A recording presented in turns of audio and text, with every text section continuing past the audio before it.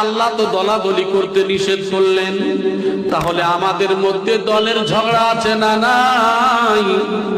আল্লাহ পাক রব্বুল আলামিন বলেন, ওয়া মা খালাকতুল জিন্না ওয়াল ইনসা ইল্লা লিয়াবুদুন। পৃথিবীর জমিনে আমি আল্লাহ দুইটা জাতি পাঠিয়েছি, একটা হলো জিন জাতি আর একটা হলো মানব জাতি। আমি আল্লাহ আমার কাছে আজান গাছি বলে কিছু নাই, আমি আল্লাহ আমার কাছে ফুরফুরা বলে কিছু নাই, আমি আল্লাহ আমার কাছে তবলিগ বলে কিছু নাই, আমি আল্লাহ আমার কাছে জামাত ইসলামী বলে কিছু নাই। আমি আল্লাহ একমাত্র মানব জাতি হিসাবে পাঠিয়েছি।